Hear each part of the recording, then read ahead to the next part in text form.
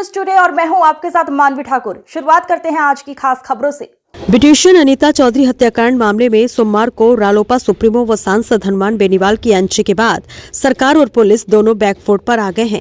सोमवार देर रात तक अनीता चौधरी के परिजनों की तरफ से हनुमान बेनीवाल, ओसिया विधायक भेराराम सियोल और पुलिस अधिकारियों के बीच चर्चा हुई। इस वार्ता में पुलिस कमिश्नर राजेंद्र सिंह भी शामिल हुए। इसके बाद मंगलवार सुबह भी इनके बीच वार्ता का एक दौर और चला। इसमें सरकार की तरफ से परिवारजनों की अधिकांश मांगों पर सहमति बन गई है। इसकी मंगलवार दोपहर धरना स्थल पर घोषणा की गई।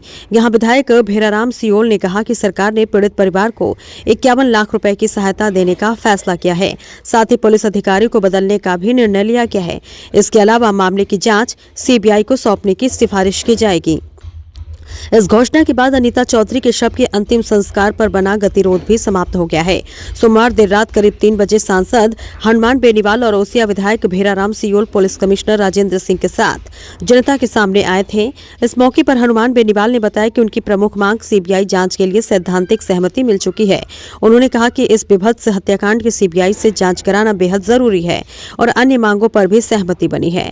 दोपहर में कोड़े स्थित वीर तेजाजी मंदिर में चल रहे धरना स्थल पर हनुमान बेनीवाल, ओसिया विधायक भेराराम सियोल, सूरसागर विधायक देवेंद्र जोशी ने अनीता के परिजनों के साथ अधिकांश मांगे मानने की घोषणा की।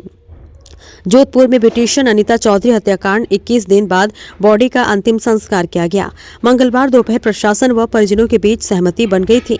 इसके बाद नागौर सांसद हनुमान बेनीवाल और सरकार के प्रतिनिधियों ने धरना स्थल तेजा मंदिर पर इसकी जानकारी दी। उसमें हत्याकांड की सीबीआई जांच की सिफारिश, अनीता के बेटे को नौकरी और 51 लाख की आर्थिक सहायता शामिल है। सरकार की ओर से ओसिया विधायक भेराराम सियोल, जोधपुर कमिश्नर राजेंद्र सिंह, विधायक देवेंद्र जोशी व एडीजी क्राइम आलोक और नागौर सांसद हनुमान बेनीवाल, मृतका के पति मनमोहन व अन्य परिजनों के बीच सर्किट हाउस में वार्ता हुई थी। नागौर सांसद और सरकार के प्रतिनिधियों ने मांगों पर बनी सहमति की जानकारी दी। दरअसल 30 अक्टूबर को जोधपुर के गंगाना में अनीता चौधरी की टुकड़ों में आरोपी गुलामुद्दीन के घर लाश मिली थी। आरोपी गुलामुद्दीन को बॉडी मिलने के 8 दिन बाद मुंबई से गिरफ्तार किया गया था। हत्याकांड सामने आने के बाद अनीता चौधरी के परिजन विभिन्न मांगों को लेकर धरने पर थे। सोमवार को हत्याकांड को लेकर हुए विरोध प्रदर्शन में नागौर सांसद हनुमान बेनीवाल भी शामिल हुए थे। काफी बड़ी संख्या में उनके समर्थक भी पहुंचे थे। उन्होंने रात को भी सरकार के प्रतिनिधियों से बात की थी। जोधपुर एम्स की मोर्चरी में 21 दिन से रखे शव को दोपहर 3 बजे परिजनों को सौंपा गया। अनीता के परिवार की मुख्य मांगों को सरकार ने माना है। परिवार की मांग पर जोधपुर पुलिस कमिश्नरेट के जिला पश्चिम के डीसीपी राजश्री राज वर्मा और सरदारपुरा थानाधिकारी दिलीप सिंह शेखावत को भी हटाया गया। इसके अलावा पूरे हत्याकांड की जांच सीबीआई को सौंपने पर भी सहमति बन गई है। अनीता चौधरी के परिवार को सरकार 51 लाख रुपए की आर्थिक सहायता भी देगी। अनीता चौधरी की जिस तरह निर्मम हत्या की गई उससे पूरा राजस्थान हिल गया। जिस तरह शव के टुकड़े टुकड़े करके दफनाया गया और परिजन लगातार 20 दिन से पहले एम्स के बाद धरना देने का प्रयास किया, आवाज को नहीं जाने दिया गया। फिर वहाँ गए आपके भगत की कोठी, वहाँ से इनको हटा दिया। तो वीर तेजाजी मंदिर पूरी भक्ताश्री के अंदर जो पिछले कई दिन से बैठे हैं, और दुर्भाग्य की बात है कि दिवाली भी इन लोगों ने यहाँ पे जो तमाम टीम है यहाँ जो इसको लेके न्याय के लिए लड़ाई लड़ रही है, इनको मैं धन्यवाद दूंगा कि, और परिजनों को भी धन्यवाद इस बात का, अनीता जी के पति मनमोहन जी और उनके बेटे को, की हिम्मत और हौसले के साथ इन्होंने लड़ाई लड़ी। इस लड़ाई का ही परिणाम है कि राजस्थान की सरकार ने इनकी बात सुनी। हम सब के संघर्ष का ही परिणाम है हम सब लोगों के, कि भाई इस मामले के अंदर मोटा इनकी जो मांग थी कि एक बार इसकी सारी परतें खुली किए। इसमें कई लोग और आ रहे हैं, क्योंकि एक व्यक्ति अकेला इस तरह शव के टुकड़े करके नहीं कर सकता, और वहाँ ब्लड नहीं मिले, सारा कुछ नहीं हो। इसमें कहानी अलग नज़र आ रही है, और कहानी जो आ रही है उसमें कई सफ़ेद पोस्ट लोग पीछे नज़र आ रहे हैं। तो इसके लिए सीबीआई जांच करे, ये प्रमुख डिमांड थी कि मामला सीबीआई को जाए, सीबीआई जांच करे।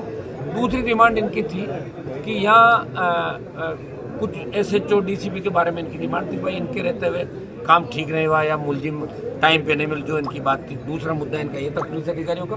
और तीसरी मुआवजे की मांग थी कि कंपनसेशन राजस्थान सरकार और बाकी लोग मिलकर करें।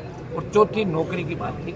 तो करीब करीब रात को मोटे मोटे तौर पे एडीजी लॉ एंड ऑर्डर यहाँ जोधपुर आए, ओसिया विधायक भेराराम जी, हमारे कमिश्नर राजेंद्र जी, डीसीपी आलोक जी और इन सब की हमारी बात हो गई। रात को बात तय हो गई थी, रात को धरना स्थल पे कमिश्नर जोधपुर और ओछा विधायक आगे थे, सारी बातों में सहमति बन गई। और चूँकि रात को कंफर्मेशन 3-3:30 बजे हुआ नहीं, तो सुबह 7 बजे कंफर्मेशन हो गया। और जो इनकी मांगे थी वो करीब करीब इनकी मांगे परिजनों की मान ली गई।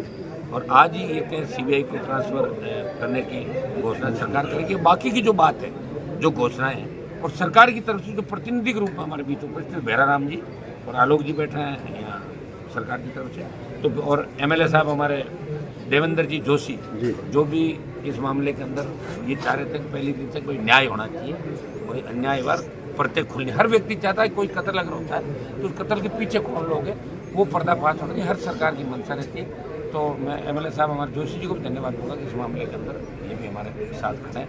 और भैराराम जी आगे की जो सरकार की तरफ से हमारी मांग क्या थी, सरकार ने कौन सी मांगे हमारी मानी, वो भैराराम जी आपको प्रेस को संबोधित करेंगे। भैराराम